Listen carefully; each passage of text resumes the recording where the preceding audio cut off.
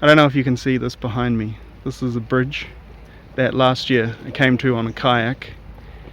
So we've come back a year later, and today they're having an open day where you can walk around the old town, and they even give you a map. So let's go check out some of that.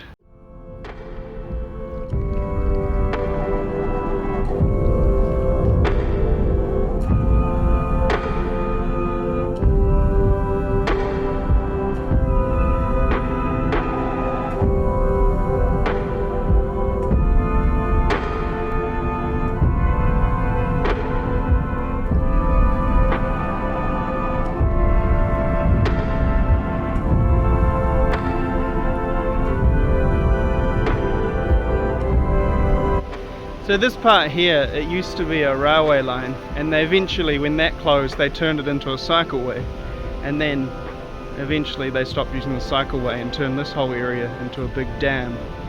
So this floods, the water comes up to here every year. As you can see, there's a bit of damage there from the up and down of the water.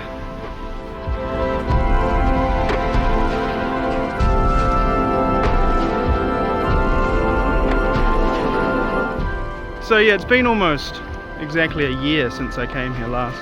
The water's a bit higher than it was then, but I don't know if you've watched that video. So this area is Kashima and Sennen, which is all part of Yubari, which is a bit of an abandoned town.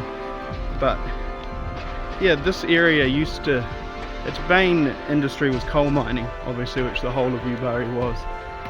And eventually people started leaving after the mines closed. So it went from about 20,000 people to I think about 400 in the year 2000.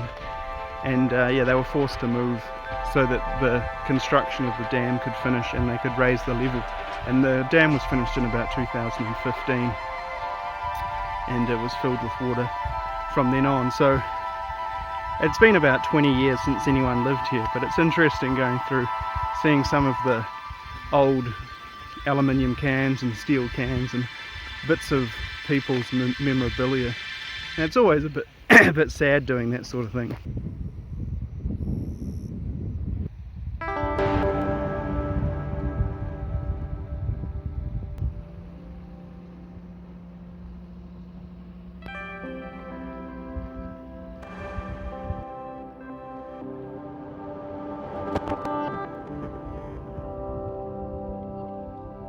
So this is the first time they've run one of these events.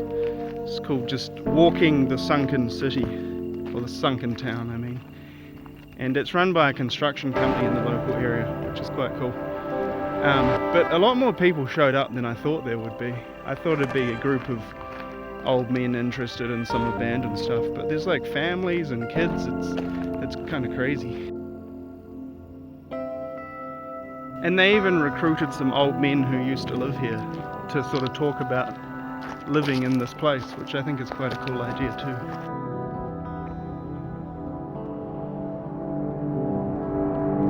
So this bridge behind me, there's actually two bridges, and they're the old National Highway, which was replaced with a new highway up there. You can't quite see it from here. Not this bridge, this is another bridge. There's a smaller bridge over there that this massive bridge replaces. And that's just to access a mountain peak. It's not even a very highly used road, but the bridge is just gigantic. And there's an old railway bridge over there too. So it's very cool to see, and they even give you these maps of the old town, which used to, you know, back then maps had, privacy wasn't a thing. So maps had where everyone's house was. And so you can like look through the rubble of the old Sasaki household, and you can look where all the old shops were and stuff, and it's super interesting. So I'm like, I think it's a really cool thing they've put on here today. But yeah, like I said, I think it was a lot more popular than they thought, because the way that people came in was kind of like slow, and you had to go through and get the map and things. And because of that, there was this huge line, like maybe 3 or 4 kilometers long, of cars to get in, and I think that was just far more than they anticipated, which is probably, well, it's a good thing. It's positive.